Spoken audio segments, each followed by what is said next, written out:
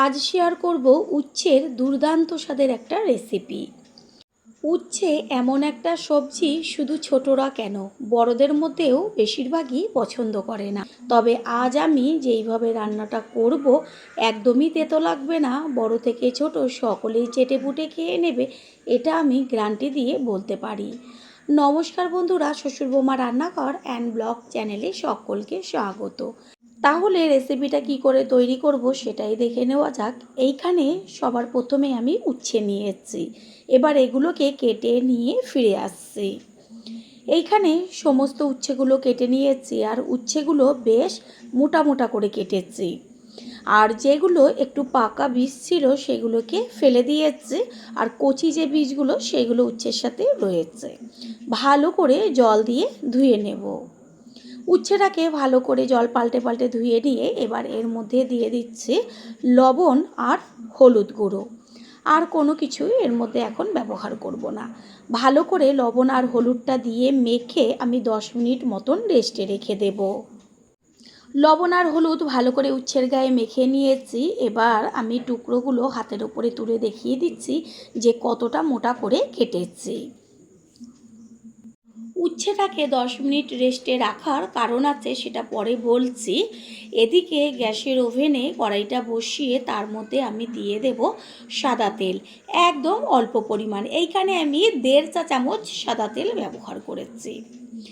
তেলটা গরম করে নিয়ে গ্যাসের ফ্লেম লোতে রেখে কিছুটা পরিমাণ চিনে বাদাম দিয়ে দিয়েছি। এটা কাঁচা বাদাম। কিছুক্ষণ ভেজে নেওয়ার পরে যখন বাদামের গায়ে হালকা একটা কালার আসবে, তখন এর মধ্যে দিয়ে দেব কয়েক কোয়া রসুন। উচ্ছের পরিমাণ অনুযায়ী রসুন আদাটা ব্যবহার করতে হবে। এখানে দিয়ে দিয়েছি ছোট ছোট টুকরো করে আদা, আর ঝালের জন্য কাঁচা লঙ্কা। যেহেতু তেতো সেই কারণে ঝালটা কম ব্যবহার করব। তারপরেই এর মধ্যে দিয়ে দেব কুচিয়ে নেওয়া পেঁয়াজ। আপনারা যদি এটা নিরামিষ করতে চান তাহলে রসুন আর পেঁয়াজটাকে বাদ দিয়ে যেই উপকরণগুলো আমি ব্যবহার করেছি, আদা, কাঁচা লঙ্কা, বাদাম, সেইগুলো দিয়ে তৈরি করবেন। এর মধ্যে কালারের জন্য দিয়ে দিচ্ছি একদম অল্প পরিমাণ হলুদ আর স্বাদের জন্য লবণ। এবার সমস্ত কিছু ভালো করে ভেজে নেব গ্যাসের ফ্লেম লোতে রেখে। অনেক রকমভাবে বা অনেক মশলা ব্যবহার করে উচ্ছের রেসিপি তৈরি করেছেন, তবে একবার এইভাবে মশলাটা ব্যবহার করবেন। তারপর খেয়ে কমেন্ট করে অবশ্যই জানিয়ে যাবেন যে টেস্টটা কতটা টেস্টি হয়েছিল। এর মধ্যে দিয়ে দিলাম একটা টমেটো বড় বড় করে কেটে। এবার সমস্ত কিছু একসাথে ভাজা হবে। বেশ যখন দেখবেন এগুলোর গায়ে একটা বেশ কালার এসছে, ঠিক তখনই নামিয়ে ফেলতে হবে। মশলাটা থেকে খুব সুন্দর একটা মিষ্টি গন্ধ বেরোচ্ছে, ভাজা হয়ে গেছে। এটাকে একটা প্লেটে ঢেলে ঠান্ডা করে তারপরে পেস্ট করে নেব। অবশ্যই ঠান্ডা হওয়ার পরে পেস্ট করবেন। ওই কড়াইটাই গ্যাসের ওভেনে বসিয়ে আরও 1.5 চা চামচ পরিমাণ সাদা তেল দিয়ে দিলাম। এদিকে 10 মিনিট যে উচ্ছেটা লবণ হলুদ মাখানো ছিল তাতে কতখানি জল ছেড়েছে। এতে কি হলো, উচ্ছের ভেতরে থাকা তেতোটা বেরিয়ে গেল। হাত দিয়ে উচ্ছেগুলোকে বেশ চিপে চিপে তারপরে গরম তেলের মধ্যে ছেড়ে দেব। এতে উচ্ছের যে রেসিপিটা তৈরি করব একদমই কিন্তু তেতো লাগবে না। উচ্ছেগুলোকে পুরো লাল লাল হবে ঠিক সেইভাবে ভাজতে হবে। আর উচ্ছে তো ভাজাতে সিদ্ধ হয়ে যায়, সেই কারণে রেসিপিটা তৈরি করতেও বেশি সময় লাগবে না। একটু বাদে বাদে এপিট ওপিট করে দিলে পরে উচ্ছেগুলো সুন্দরভাবে ভাজা হবে। আর যেহেতু একদম অল্প তেল ব্যবহার করেছি সেই কারণে বারে বারে একটু উল্টে দিতে হবে। এইখানে মশলাটা ঠান্ডা করে নিয়ে পেস্ট করে নিয়েছি। কত সুন্দর কালার এসছে। উচ্ছে খুব সুন্দরভাবে ভাজা হয়ে গেছে। আর যেহেতু একদম অল্প তেল দিয়েছি সেই কারণে কোনো রকম তেলও নেই কড়াইতে। এটাকে তুলে একটা পাত্রে রেখে দেব।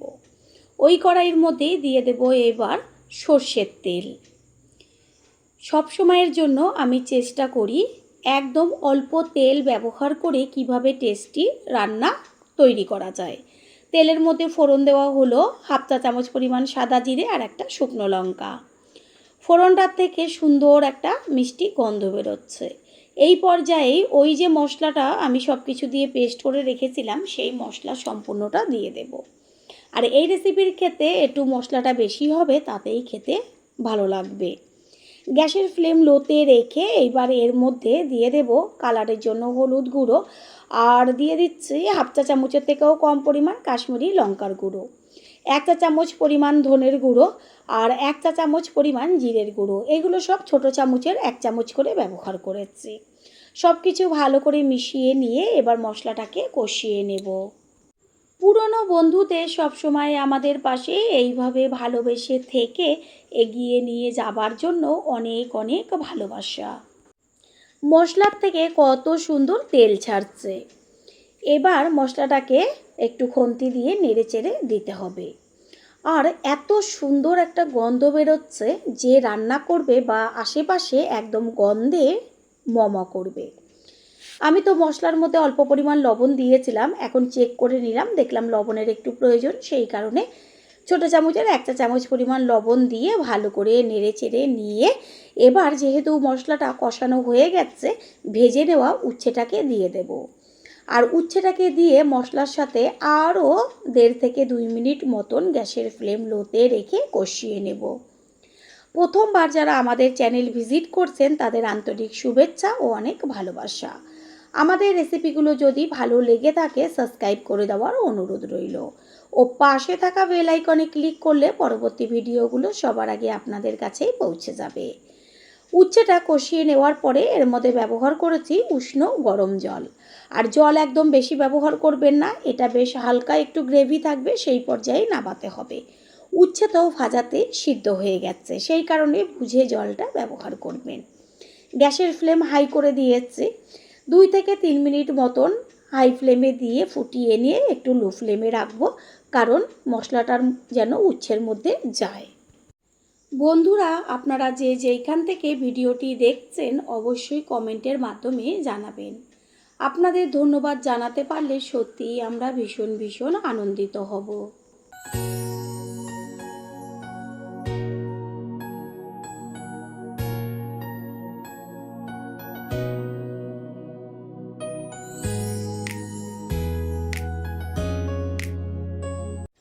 রেসিপিটা একদম তৈরি হয়ে গেছে। সবশেষে এর মধ্যে দিয়ে দিচ্ছি হাফ চা চামচ পরিমাণ গরম মশলার গুঁড়ো। গরম মশলার গুঁড়োটাকে মিশিয়ে নিয়ে এবার গ্যাস অফ করে দেব। গ্যাস অফ করে দিয়েছি আর ওপরে ছড়িয়ে দিচ্ছি কুচিয়ে নেওয়া ধনেপাতা। ধনেপাতাটাকে মিশিয়ে নিয়ে এবার কিছুক্ষণ রেস্টে রেখে দেব।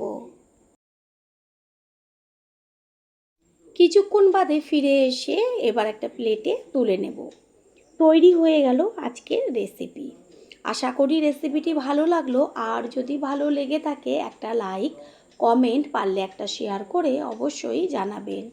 আপনাদের দেওয়া একটা লাইক ও লাইকের পাশে থাকা হাইপ আর একটা শেয়ার আমাদের কাছে অনেক অনেক গুরুত্বপূর্ণ। All friend, thanks for watching my video. আপনারা সকলে ভালো থাকবেন, সুস্থ থাকবেন। আবারও দেখা হবে অন্য কোনো রেসিপির এপিসোডে। নমস্কার বন্ধুরা, শ্বশুর বৌমা রান্নাঘর অ্যান্ড ব্লগ চ্যানেলে সকলকে স্বাগত।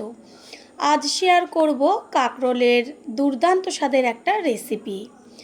যারা কাঁকরোল একদমই পছন্দ করেন না তাদের যদি এইভাবে তৈরি করে দেওয়া হয় কেউ কিন্তু মুখ ফিরিয়ে রাখবে না, আর যারা পছন্দ করেন তাদের তো কোনো কথাই নেই। তাহলে কি করে তৈরি করব সেটাই দেখে নেওয়া যাক। সবার প্রথমে এইখানে আমি কাঁকরোল নিয়েছি। কাঁকরোলগুলোকে জল দিয়ে প্রথমে ধুয়ে রেখেছি। এবার কাঁকরোলটাকে কিভাবে কাটবো সেটাই শেয়ার করব। প্রথমে কাঁকরোলের গায়ের থেকে ছুরির সাহায্যে যে কাটা কাটা যে অংশটা থাকে সেটাকে চেঁচে বাদ দিয়ে দেব, আর কোনো রকম খোসা ছাড়াবো না। এই ওপরের কাটাটা আস্তে করে চাকু দিয়ে ছাড়িয়ে নিলে পরে সুন্দরভাবে দেখবেন যে কাটাগুলো গায়ের থেকে ছেড়ে এসছে। গাটা চেঁচে নেওয়া হয়ে গেছে, সমান হয়ে গেছে। এবার মুখের দিকের অংশটা কেটে বাদ দিয়ে তারপরে বেশ গোল গোল করে মোটা মোটা করে কেটে নেব। ঠিক এইভাবে মোটা করে কেটে নিতে হবে। কাঁকরোলটা কেটে নেওয়া হয়ে গেল। এবার পেছনের যে অংশটুকু ছিল সেটাকেও কেটে বাদ দিয়ে দিয়েছি। ঠিক এইভাবে সমস্ত কাঁকরোলগুলো কেটে নিয়ে ফিরে আসছি।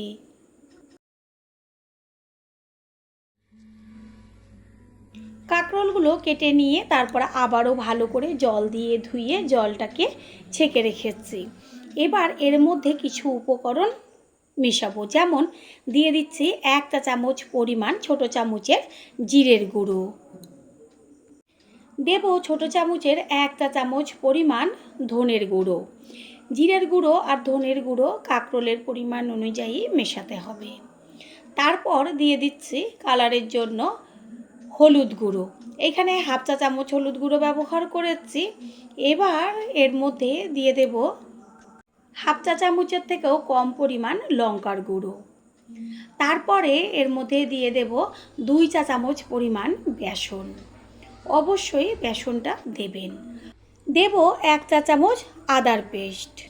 এরপর কাঁকরোলের মধ্যে যে মশলাগুলো আমি ব্যবহার করেছি সেটা হাত দিয়ে ভালো করে মেখে 15 থেকে 20 মিনিট মতন রেস্টে রেখে দেব।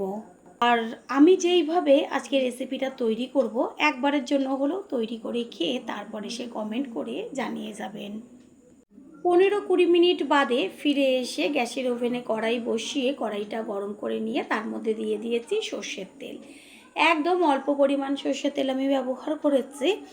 এবার তেলটা গরম হয়ে গেছে, কাঁকরোল যে মশলা দিয়ে মাখিয়ে রেখেছিলাম এবার একটা একটা করে একসাথে সবগুলোই গরম তেলের মধ্যে দিয়ে দেব। প্রথমে দেওয়ার সাথে সাথেই খুন্তি দিয়ে উল্টাবেন না, একটু যখন ভাজা হবে মানে বেসন আর মশলাটা কাঁকরোলের গায়ে বেশ লেগে আসবে, তারপরে খুন্তি দিয়ে আস্তে আস্তে নিচের পিঠটা উল্টে দেবেন।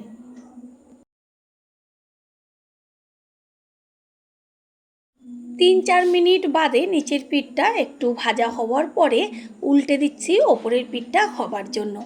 দেখাই যাচ্ছে যে নিচের পিঠটা সুন্দরভাবে একটা কালার চলে এসছে। ঠিক এইভাবে এপিট ওপিট করে কাঁকরোলগুলোকে খুব ভালো করে ভেজে নিতে হবে, যেন ভাজাতেই সিদ্ধ হয়ে যায়। কাঁকরোলগুলো খুব সুন্দরভাবে 2 পিঠ ভাজা হয়ে গেছে, একদম ভাজাতেই নরম হয়েছে। এবার এগুলোকে একটু খুন্তির সাইডে রেখে তুলে নেব। ওই কড়াইয়ের মধ্যে দিয়ে দিচ্ছি আর অল্প পরিমাণ সর্ষের তেল। তেলটা ভালো করে গরম করে নিয়ে এবার এর মধ্যে ফোড়ন দেব একটা শুকনো লঙ্কা আর ছোট চামচের 1 চা চামচ পরিমাণ কালো জিরে। ফোড়নটাকে ভালো করে ভেজে নেব।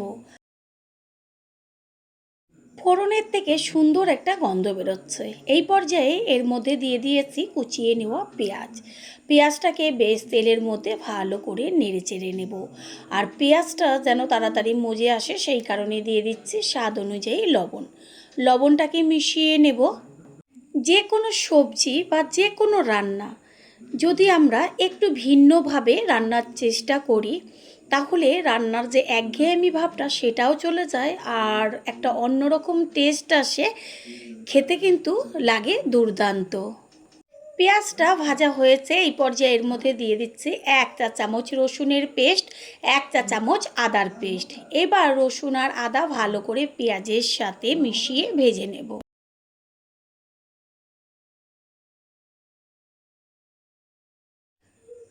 আদা আর রসুনের খুব সুন্দর একটা ভাজা মিষ্টি গন্ধ আসছে। এই সময় এর মধ্যে দিয়ে দিচ্ছি কুচিয়ে নেওয়া টমেটো আর ঝালের জন্য চিড়ে নেওয়া কাঁচা লঙ্কা। কাঁচা লঙ্কা আর টমেটোটা ভেজে নেব টমেটোর কাঁচা গন্ধটা যাওয়া পর্যন্ত। টমেটোর মধ্যে এবার আমি দিয়ে দেব 1 চা চামচ পরিমাণ হলুদ গুঁড়ো আর 1/2 চা চামচ পরিমাণ কাশ্মীরি লঙ্কার গুঁড়ো। এই পর্যায়ে আমি কোনো রকম আর মশলা ব্যবহার করব না, এটা বেশ ভাজা ভাজা হবে সেই পর্যন্ত অপেক্ষা করব। টমেটো খুব সুন্দরভাবে মজে গেছে, খুন্তি দিয়ে একটু টমেটোগুলোকে মেল্ট করে দিচ্ছি। কালারটা কত সুন্দর এসছে। এই পর্যায়ে আমি দিয়ে দেব 1 চা চামচ পরিমাণ জিরের গুঁড়ো আর 1 চা চামচ পরিমাণ ধনের গুঁড়ো আর স্বাদ অনুযায়ী লবণ। লবণটা আমি আগে পেঁয়াজটা ভেজে নেওয়ার সময় একদম অল্প পরিমাণ ব্যবহার করেছি, সেই বুঝে আবারও লবণটা দিয়ে দিলাম। এবার ভালো করে কষিয়ে নেব। পুরনো বন্ধুদের সবসময় আমাদের পাশে এইভাবে ভালোবেসে থেকে এগিয়ে নিয়ে যাবার জন্য অনেক অনেক ভালোবাসা। মশলাটা কষিয়ে নেওয়া হয়ে গেছে, আর কোনো রকম মশলা আমি এর মধ্যে ব্যবহার করব না। এই পর্যায়ে এর মধ্যে দিয়ে দিয়েছি ভেজে নেওয়া কাঁকরোল। এবার মশলার সাথে কাঁকরোলটাকে মিশিয়ে নিয়ে আরও 1.5 থেকে 2 মিনিট মতন কষিয়ে নেব। কষিয়ে নেওয়া হয়ে গেছে। এবার এর মধ্যে দিয়ে দেব উষ্ণ গরম জল। জলের পরিমাণটা বেশি প্রয়োজন নেই, বেশ একটু গা মাখা হবে, সেই পর্যায়ে এটা নাবাতে হবে। গ্যাসের ফ্লেম হাই করে দিয়ে জলটাকে ভালো করে ফুটিয়ে নেব। প্রথমবার যারা আমাদের চ্যানেল ভিজিট করছেন তাদের আন্তরিক শুভেচ্ছা ও অনেক ভালোবাসা। আমাদের রেসিপিগুলো যদি ভালো লেগে থাকে সাবস্ক্রাইব করে দেওয়ার অনুরোধ রইল ও পাশে থাকা বেল আইকনে ক্লিক করলে পরবর্তী ভিডিওগুলো সবার আগে আপনাদের কাছে পৌঁছে যাবে। কিছুক্ষণের জন্য একটা ঢাকনা চাপা দিয়ে দেব। হতে একদমই বেশি সময় লাগবে না, যেহেতু কাঁকরোল ভাজাতে সিদ্ধ হয়ে গেছে। একটু বাদে ফিরে এসে কড়াইয়ের ঢাকনাটাকে সরিয়ে দিয়ে তারপরে গ্যাসের ফ্লেম তো হাই করে বেশ ভালো করে একটু খুন্তি দিয়ে নেড়েচেড়ে নেব। একটা চেক করে দেখিয়ে দিচ্ছি খুন্তি দিয়ে, সব কাঁকরোলগুলো সুন্দরভাবে নরম হয়েছে। সমস্ত কিছুর ব্যালেন্সটা ঠিক রাখার জন্য দিয়ে দিয়েছি 1/2 চা চামচের থেকেও কম পরিমাণ চিনি। চিনিটাকে মিশিয়ে নেব। বন্ধুরা, আপনারা যেইখান থেকে ভিডিওটি দেখছেন অবশ্যই কমেন্টের মাধ্যমে জানাবেন। আপনাদের ধন্যবাদ জানাতে পারলে সত্যিই আমরা ভীষণ আনন্দিত হব। সবশেষে দিয়ে দেব বড় চামচের 1/2 চা চামচ পরিমাণ গরম মশলার গুঁড়ো। গরম মশলার গুঁড়োটা দিয়ে তারপরে গ্যাস অফ করে দেব। গ্যাস অফ করে দিয়ে কিছুক্ষণ রেস্টে রেখেছিলাম। তারপরে সে সম্পূর্ণ লুকটা দেখিয়ে দিলাম। কত সুন্দর লাগছে, ঠিক এরকমই হবে গা মাখা।